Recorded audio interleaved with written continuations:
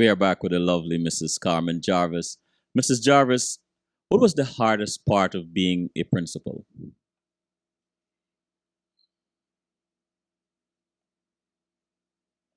Um, the hardest part of being a principal is having to make decisions that are not popular with all the staff. You know, you sometimes have to make a decision, and some members of staff are against it, but you hope that it will go through because you think it's the right thing. That is the most difficult, I think. Recruitment of staff is difficult, but it should not be the role, the responsibility of the head to recruit staff. The ministry is supposed to recruit. But I think having a staff meeting and knowing that you have to announce a decision that is not popular is the hardest. How did you keep yourself motivated during the tough times? Well, I always say to myself, this will not last forever. Everything comes to an end sometime. So let it flow. And as I said before, find something good in every circumstance, in every situation. And Find the little good that's there somewhere and focus on that. was there anyone that you leaned on during the tough times when you had, challenging decisions to make or had challenging times? Did you have someone that you leaned on?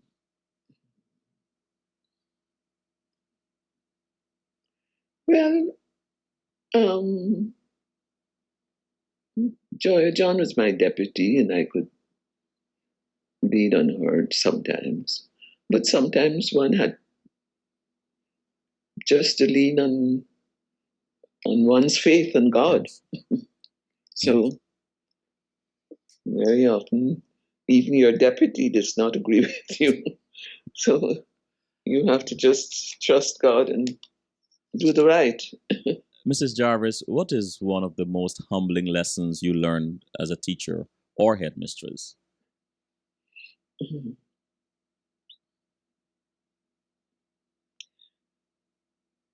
Um, one of the most humbling lessons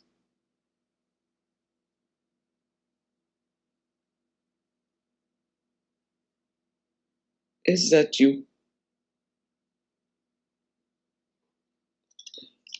you're not always successful, you're not always right. Um, sometimes you think that you have made a correct decision, but it's not right for the particular staff member or student. Um, a humbling lesson is that one must listen. Mm-hmm. One must listen to others. You have your point of view, but you must also listen to the other person's. Communication is very important, very, very important. Good communication. You know, in life generally, whatever the relationship is, if you do not explain what the circumstances really are, you should not, you can't expect the support and loyalty that you should have. You've got to communicate fully, and then you will have the support and the loyalty, or the correction and advice that the person wants to give you. And so, listen Listen. and listen and learn. Not only talk with people. You have your say, but then you must also listen. Mm-hmm. In the chat room, I would like to reread Janice Innes's comment. It had split up, so I didn't get to read the whole thing. It said, "Thank you, Mrs. Jarvis, for instilling your values in us. As headmistress and Girl Guides Commissioner, you did a great job, and I am grateful. We have carried those values with us in our daily lives. Thank you. Hollis said, today many students with behavior problems are put on medication to control their behavior. Mrs. Jarvis, what are your thoughts on this? Would you have been able to instill that discipline today? I think so. It's more difficult, because as the years go by, young people become more sophisticated. They have stimuli that previous generations did not have in the advance in technology. For example, when I was a child, even telephones were not prevalent. You had to go to a friend to make a phone call because you didn't have a phone at home. Or cell phones were not even thought of. Computers weren't even thought of. Radios, yes. But iPods, iPads, and all these iPhones and everything that young people now are born into never existed in our days. And so they are more sophisticated than we are. They have greater stimuli. And we have to deal with them differently. Mm-hmm. We have to be more tactful and discreet in advising and guiding. And we have to learn more about the technology too. I had a mental block for a long time against computers and learning the computer to use the computer. And even the cell phone. But I got a cell phone and used it. And then it was after I retired that I learned to use a computer, because while I was at work, I just left it to the staff. They were all competent and computer literate, and I would just say, just send this email or send this attachment with so and so and so forth. And I got a state-of-the-art computer from UNESCO, but it was just sitting in my office doing nothing. And my daughter Alison, who had worked at Hewlett Packard, had sent me 2 computers, and one I gave to the guides, and the other was just sitting in a bedroom doing nothing. But after I retired, I thought, well, if those young girls can learn it, what's wrong with me? So I learned to use a computer after the age of 80. And it's a good companion to me now. So we have to learn how to deal with the young people and to understand what they have to face, the challenges that they now have, and advise them, counsel them, because whatever changes there may be, there are things that are constant, things that they have to learn: truthfulness, honesty, loyalty, obedience, helpfulness, giving service. All those things are constants. Mm-hmm. And we have to teach them those things, teach them to study and to learn and to develop their potential to the fullest. Mm-hmm. We have to teach them. In the chat room, Cheryl Noel asked, could you please ask Mrs. Jarvis how she knew all our names? Well, I just remembered them. I sort of, especially those who were always in trouble.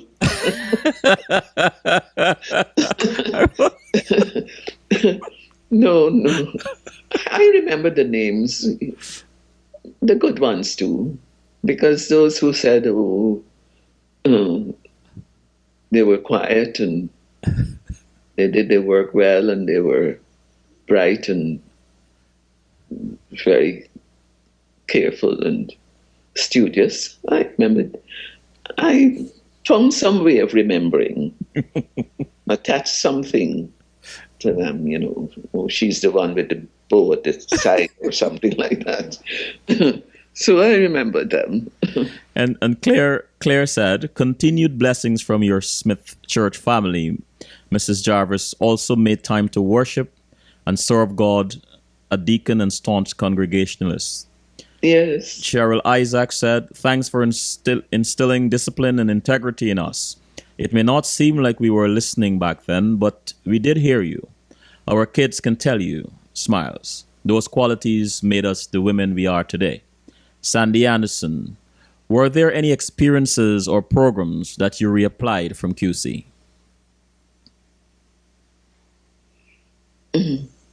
Experiences or programs from QC. Um,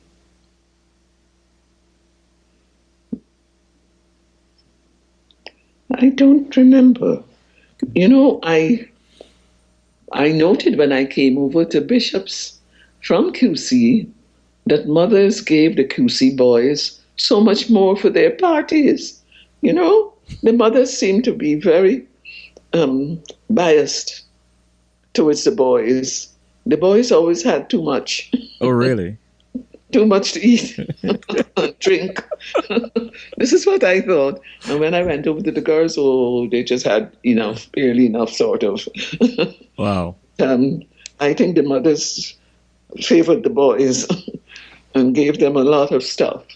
They always have it at their house feeds, an abundance of food. And they expected me and Lynette Dolphin to eat at every house feed that we went to. You know, they call them house feeds, and they really were feeds. We call those house parties. But the house feeds were something else. And we couldn't manage. We had to stop after the second one. We had to stop after the second one. But they had so much to eat and drink. Lot. Gita And the Prasad, sports, sorry. the tea at sports too was well organized and fully uh, served. For, yeah. Gita Prasad, I can't think of anything that I okay. really brought over. I found that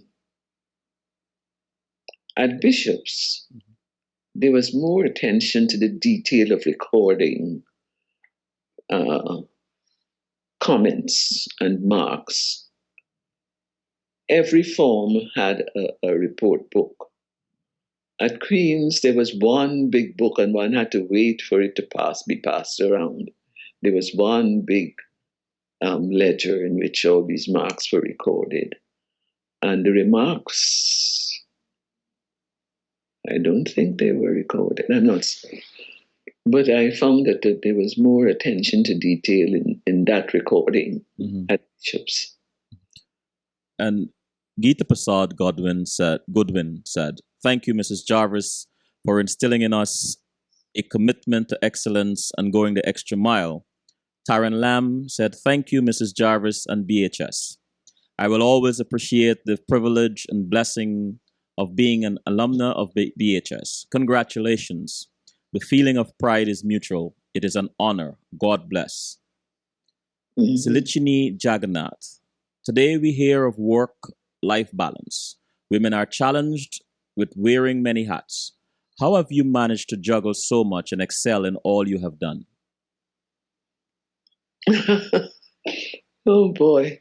Well, I think I am a well organized person and a disciplined person. And I know how to manage time. And I think I learned very early how to manage time. And so I plan things well ahead. I don't wait until the last minute. I plan well ahead and I do as much as possible well ahead of time. I remember when I had to do a speech in 1990. In 1989, November, I had written the speech already so that I could go over it in my mind and refine it and so forth. When I had to do trainings for Girl Guides, I would plan my training long in advance. And I didn't have a last minute rush for anything at all because I was a housewife, a mother, I had to run a household, and I ran the school and I ran the guides. And when I was at UNESCO, I did guiding too, and I did guides. And then I was at the National Library, I was the first woman chairman of the National Library, and I had to attend library meetings and make decisions for what was to be done at the National Library. For 25 years, I was chairman twice in 20 years, once under the PNC and then in the 2000s under the PPP. So I was chairman twice. So that's it. And also, I was on the council of the University of Guyana. I had to attend meetings there. I managed time and I got through it easily. Mrs. Jarvis, as Secretary General, Organization and method. as Secretary General, you secured $500 million in funding for Guyana and was also successful in getting Guyana elected twice to the executive board at UNESCO 1983 and 1993. What did these two major accomplishments mean for Guyana and for you personally? Well, I brought a lot of money, $500 million, not a million, $500 million. Yes, into the country over the 25 years that I was Secretary General. This came in all sorts of forms, for workshops, for training, consultancies, for travel grants, equipment, all sorts of things. And we tried to help all the institutions that needed help. What we did was ask about needs, and then I would write UNESCO and ask for funding to fulfill those needs. And so we were able to do quite a lot.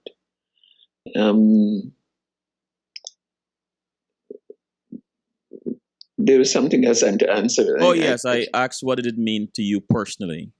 To the country and to you personally. Okay, yes, what it meant to me personally. I was pleased that I was able to do this for the country. Very pleased. And we did a lot to help the University of Guyana. We outfitted a whole computer center, and we did something similar for the Adult Education Association. I was very pleased. And we helped education, science, and technology, culture, communication, information. We helped all the sectors of UNESCO's competence. And I'm happy and pleased that we were able to do this. I felt very, very appreciative of the fact that I was able to do this, and people were appreciative that it was done. What surprised you about that position as Secretary General?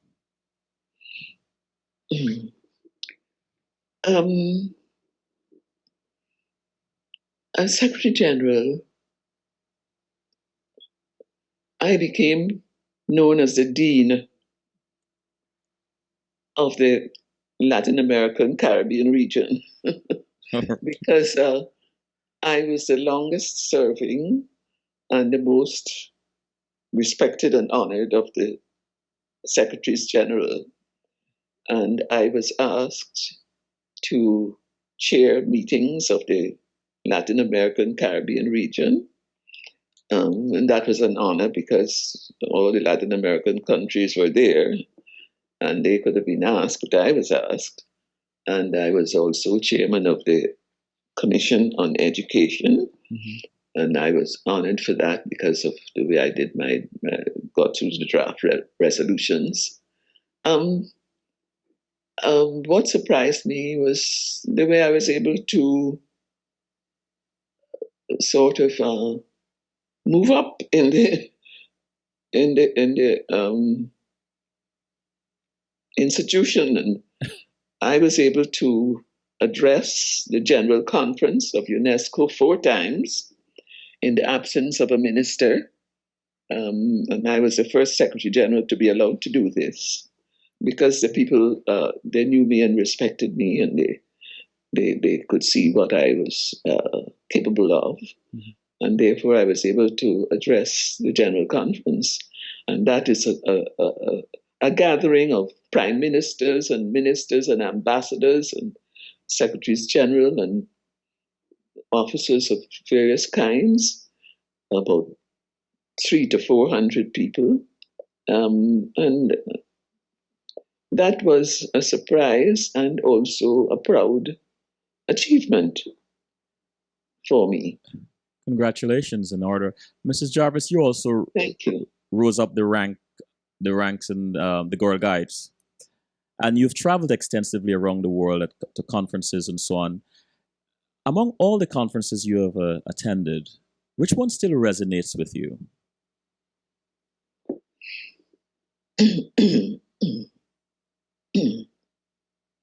Well, where UNESCO is concerned, the conferences when I addressed the General Conference, those stand out for me because I had to prepare the speech and I had to deliver it and so forth. Where the Girl Guides are concerned, when we became full members of the Girl Guides World Association in Sussex in 1975, that stands out with me.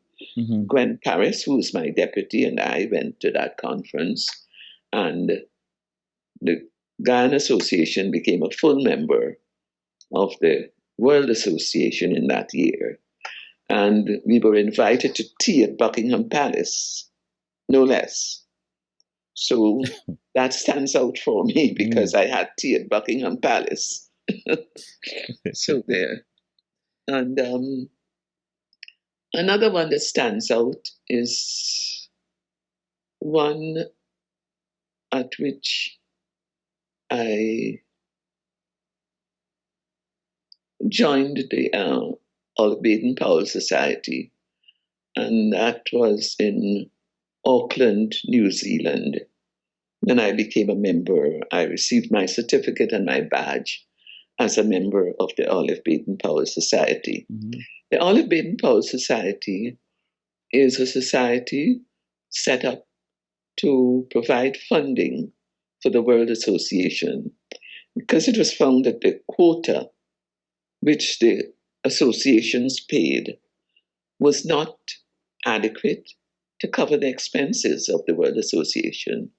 And so it was thought that we could do as the Boy Scouts had done and set up a sort of foundation that would help to bring in more funding for the World Association to help the poorer countries and cover training and travel and things of that type. So I received my certificate in Auckland, New Zealand, and that stands out for me. Mm-hmm. What is one thing about you, Mrs. Jarvis, that would surprise people if they knew?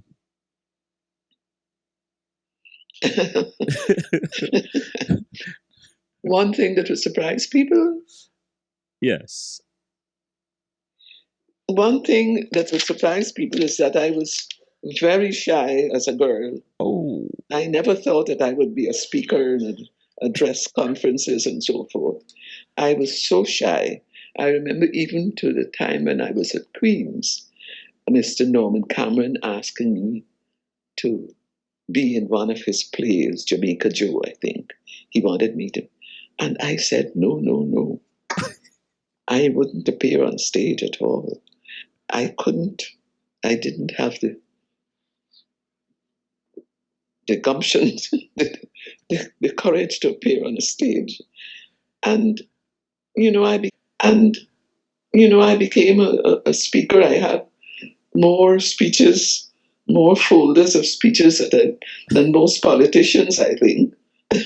Because over the years I've been giving addresses and making speeches and appearing and having interviews and all sorts of things, more than people would have thought if they'd known me in my early years.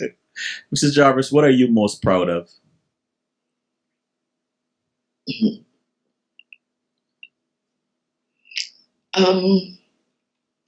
It's difficult. Okay. Because I have brought up a family.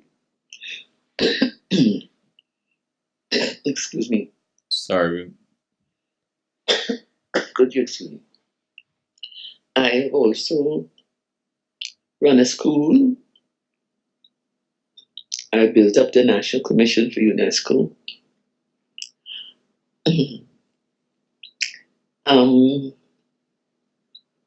It's difficult to say what I'm most proud of. Okay.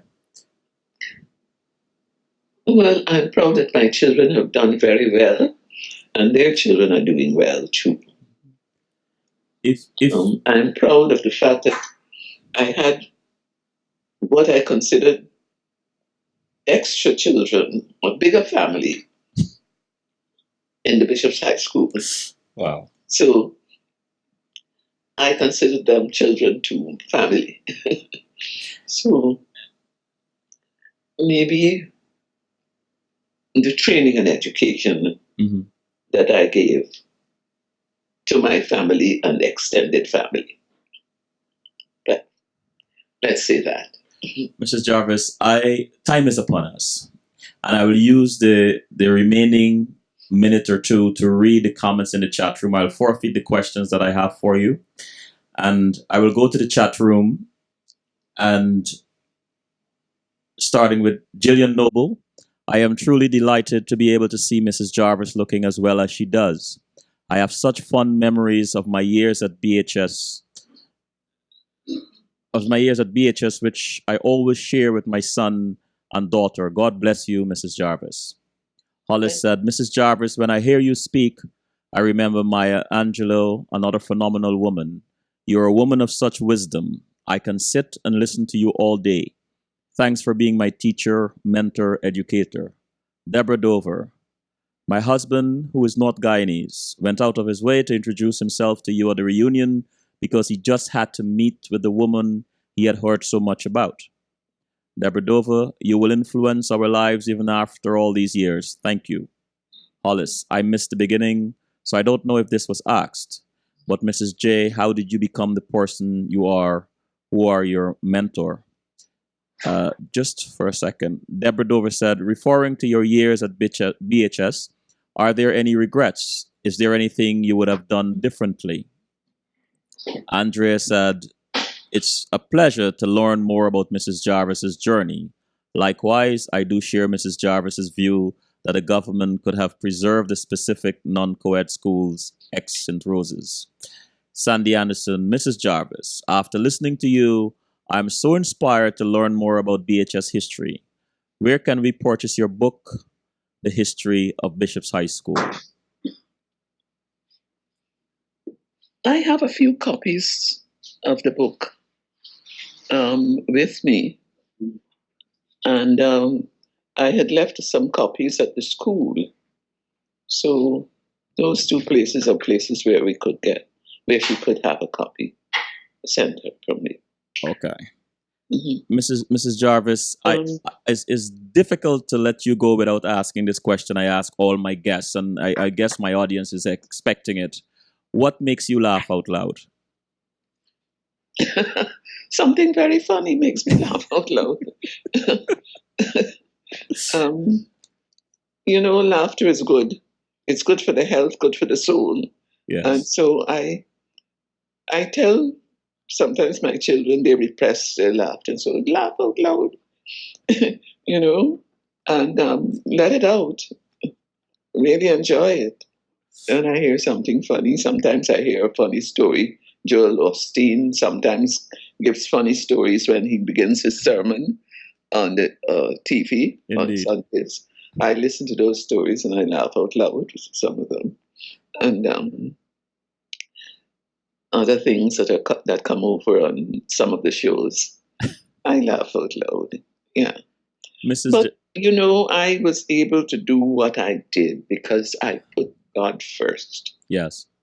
My faith in God has taken me through this journey and brought me to this stage and will carry me through to the end. Have faith in God, trust in Him, and He will deliver you and take you through life successfully. He has a plan for you. And if you follow His word and let Him just put His plan into action, all will be well with you. Mr. Jarvis. So I'd like to say, may God bless you, Selwyn, Thank you. and keep you. And I'd like to say this to all the girls and boys who have sent greetings and messages. God bless you and keep you. Make His face to shine upon you and be gracious unto you. May the Lord lift up the light of His countenance upon you and give you peace, happiness, and success in all your future undertakings. And thank you so much. I'm proud of you. Thank you, Mrs. Jarvis. In closing, I would like to say thank you for your dedicated years of service to our country, Guyana, but most important, for a job well done by your staff and you to welcome us young boys from Queen's College and elsewhere into Bishop's High School to commence the era of coeducation among the top secondary schools. You were strict but attentive, kind and respectful. We admire, honor, and respect you for your commitment to ensuring that all your students receive the best education that institution had to offer. Thank you so very much. Mrs. Jarvis, this is indeed a humbling experience for me. This is indeed an honor for me. Thank you so very much for doing Thank you, this. Selwyn, and may God bless you. You're doing a wonderful job, and may He keep you and take you safely through your journey. Thank you, Mrs. Jarvis. If I may read the last few comments in the chat room as we close for the night. Mignon said, "May God continue to bless you, Mrs. Jarvis." Taryn Lamb, "Keep on laughing and being an inspiration to many." Dorothy, "You have impacted my life in a profound way. For that, I will always be grateful." Hollis, "Well said. Great interview, Selwyn." Thank you, Hollis. Sandy Anderson, "My heart is so full. Thank you, dearest Mrs. Jarvis. You are a divine gift indeed to us all." Hollis, "Looking forward to part 2 interview." Trevor A. James, Thank you for giving me a second chance. I feel truly blessed to hear your inspirational talk after all these years. May God continue to richly bless you and your family." Thank you. Thank you, and God bless you all. Thank you, Mrs. Jarvis. And this is Selwyn Collins saying thank you for tuning in and listening and helping us to have such a rich experience with Mrs. Jarvis. Good night. Fear not what Good night. fear not what fear whispers to you. Fear your obedience to it. And Selwyn? Yes, Mrs. Jarvis. I have written my autobiography.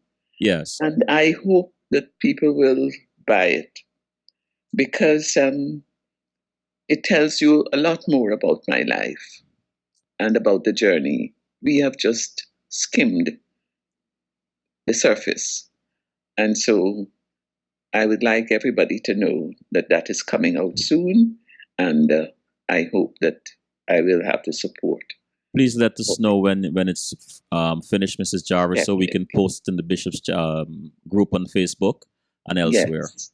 Thank you again for doing I this. I nearly forgot. Thank you. And thanks to Alison for accommodating us. Yes, definitely. Good night. Thank you very much for having me. You're welcome. It's been a pleasure. Been a pleasure all too. The best. God bless you all. God bless you. Thanks. Okay. Good night. Good night.